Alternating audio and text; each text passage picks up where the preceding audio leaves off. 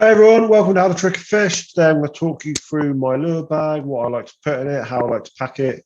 And mainly it's around LRF, but I might talk about a few other bits as well. This bag is empty. It's the first one that's been empty in about 3 years because I took it in the shower with me for a clean.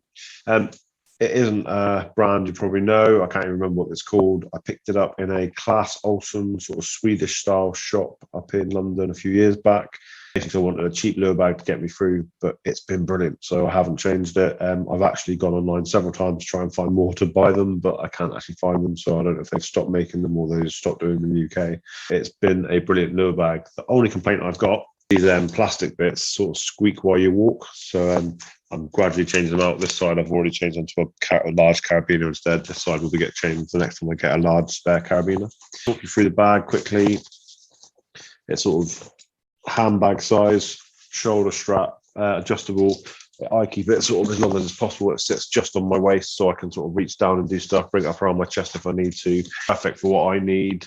I don't really like the idea of these sort of combat style chest packs where you've got the packs on your chest and the packs down. I like the fact that I can take this off nice and easily, quick, put it out of the way. So if I'm fishing a certain mark for a spot, a certain mark for an amount of time, I'll take it off, put it on the floor beside me rather than actually carry it. But if I am scrambling across rocks and stuff like that, I keep it on me all the time. Not any problems of stuff falling out of this at any point. Got a top piece which adjustable straps, so it keeps the main compartment concealed. Open it up. The main compartment nice and big. It actually came with 2 lure boxes, which are decent size. It's got you can split it down into different compartments. I took most of the compartments out so I can put plugs in one, so for my bass lures, and then the other one of these I've got full of sort of soft plastics, bigger soft plastics for sort of large wrasse and then larger perch and pike, etc. Obviously this video isn't mainly what I'm talking about, so these don't actually get put in there even though they are a perfect fit. So as you see, they fit in there nicely, fit 2 of them in there perfectly, plus a little bit of space. But I don't use them in this bag, very rarely anyway. So there's a bag, like I said, big compartment. Inside it's got another zip compartment inside the zip compartment, so you can put packets in there or whatever you want. On the front, it's got 2 sort of what I call pocket-sized compartments. Now, I love these because I fill them with lots of like LRF stuff. So it's got one piece and then it's got like a netting bit inside. So what I tend to do inside these is put sort of these sort of pocket inside kits, or I've actually got old pocket in kits which I've now filled with all my like sort of terminal tackle, my drop shot weights, hooks, etc. So I put a couple of those in each one. You can put 2 in that's each one, or the sort of Jighead boxes. Some people have got the Spro ones, etc. I've got some cheap ones on Amazon as well as a Spro one. But these sort of little tiny pocket-sized ones are perfect to go inside the box as well. I'll stick some links in the description for those because they are a bargain off Amazon and they're really, really useful. So there's 2 of those sort of style pockets. And then the piece I actually use most, inside the lid, there's a mesh pocket. And what I like to do with a mesh pocket, because you can sort of see inside it and actually see what you're doing, I normally stuff that full of all my hooks and stuff. So I've got several packets of like drop shot hooks and plug hooks and all sorts of stuff like that. So I put all of that sort of stuff as well as my lure clips inside there. Sometimes I also put some line in there, so like a leader or something like that. Yeah, it's a great little pocket. It's not exactly huge, but you can fit all your fin stuff in there.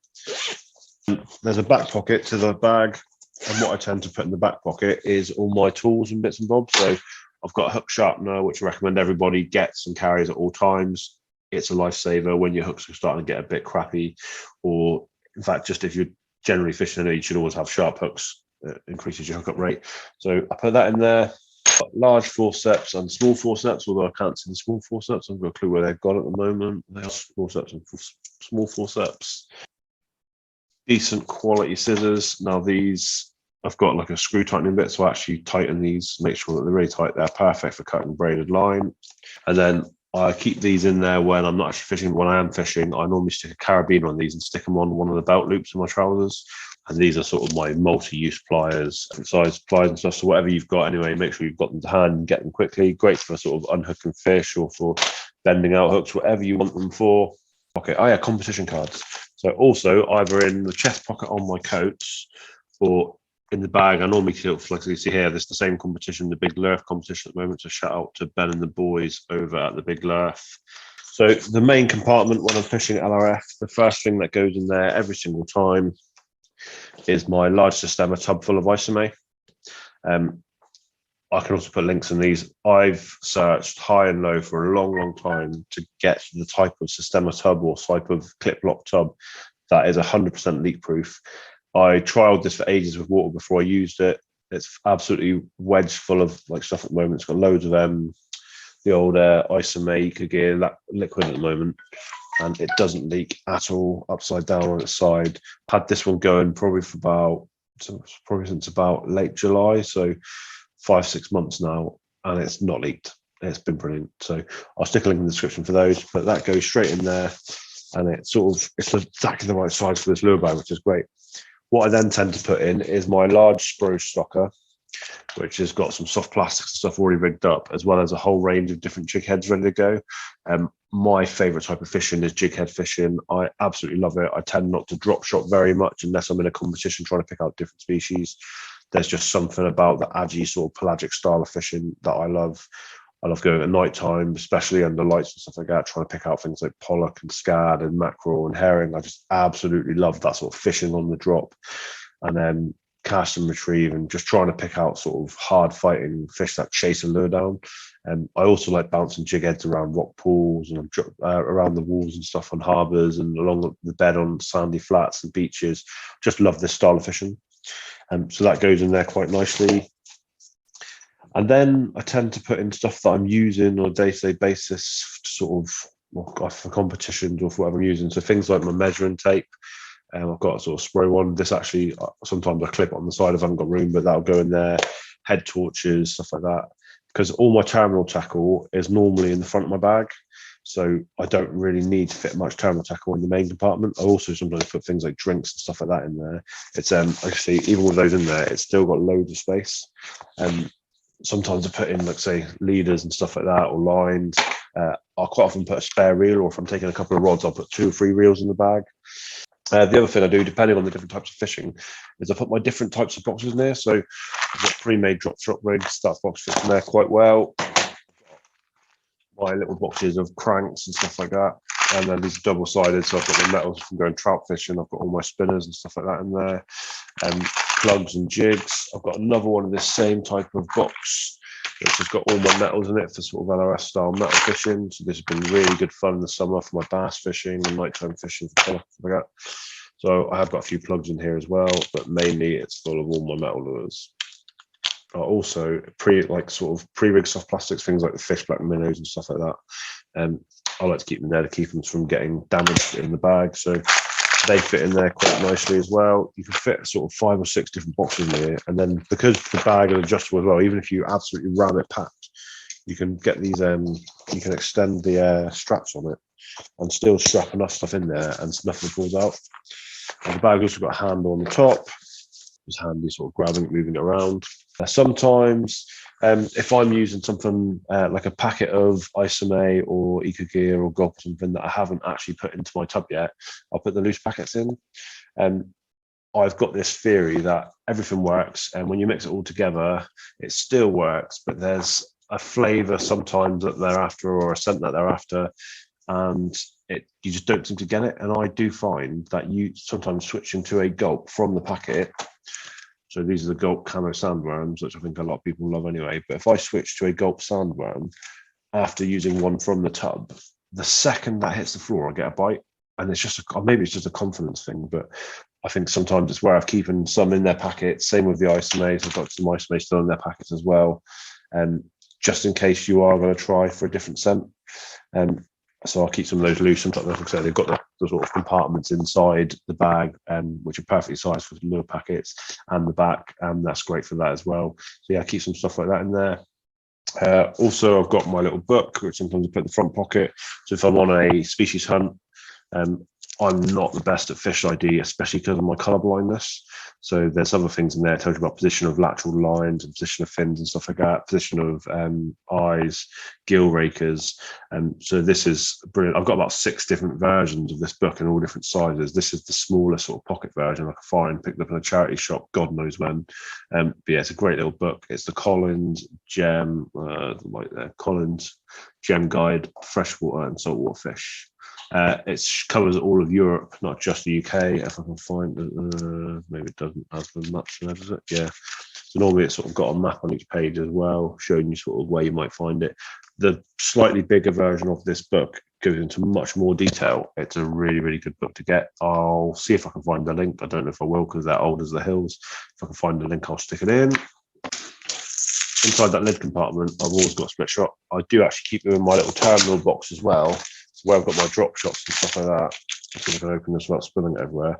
I've got a compartment basically filled with all my reused split shots. And sometimes when I have a day like today where I'm sat around at home, I will go through and I'll reopen all of these split shot up using my pliers so that they're ready to go. So I'm reusing my split shot rather than using the new ones. So yeah, what else I keep in here? So I've got all my hooks in here from everything from size 24s all the way up to sort of plug hooks and what do you call it, the offset sort of style worm hooks, which I don't really use for a drop shot. I think a lot of people do this. People actually call them drop shot hooks, but the offset worm hooks, I'll use those for chebs normally, for chebresca rigs, or chebu resca rigs, how you pronounce that. I've got my bullet weights in here as well. I very rarely use these. They're sort of Texas rigging and stuff like that. I tend to actually just use some split shot. I prefer the control the split shot gives me. Yeah, I might put some random soft plastics in. So if I've got some sort of packets I want to try, especially if I've just bought them and I haven't actually sorted them out into boxes yet, I'll sort of grab a few packets and just chuck them together. If I've got any that I'm worried about putting into another plastic tub, so I've got all these different soft plastic sort of style stockers. These are sort of arts and crafts stockers full of all different worms and sort of shads and stuff for soft plastics. If I've got a concern that I think it might melt in the box or they might leach the colour, I'll keep them in their packets. So as you see in front of me, I've got all different types of ones which I'm not really confident of yet. Especially things like the Keytech soft ones, they're sort of softer scented. Something tells me that they might melt, so I've left those in their plastics. I know for a fact that the Z-Man ones melt just about everything they touch, so I keep all my Z-Man or Z-Man in their packets, so they'll just go in the bag over loose or in one of the compartments. But off if I'm wearing a coat, these will just go in my coat pockets, and they're easy access. Guggen baits I'm not sure of yet, so I've kept them in their packet as well. Obviously, gulp and Isome you don't leave out because they will dry out.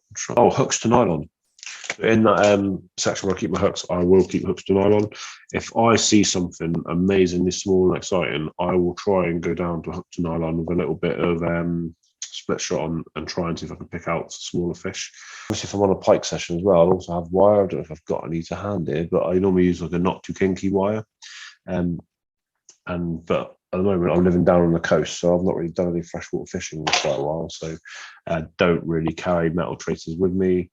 The other thing I'll do as well is I'll strap stuff to this. So because it's got the handles, stuff like that, you can see I'm obsessed with carabiners. I mean, most of the stuff I've got has all got carabiners on it. I've got carabiners on my rucksack, on my coat pocket zippers, and then I can attach whatever I want to it. So things like my tools, even things like scissors, I'll attach all my tools to me so that when I'm on a session, I don't have to go rummaging through the bag. So sometimes they'll be stored in the bag, and then when I actually get to where I am, I'll stick stuff on the carabiners for easy access. So I might have stuff on my chest or on my side or on the side of the bag, so I can get it out. Carabiners are great. Also, even my water bottle has got like a sort of little loop on it, so I can hang my water bottle off the bag, so I don't have to put it in the bag and take up space.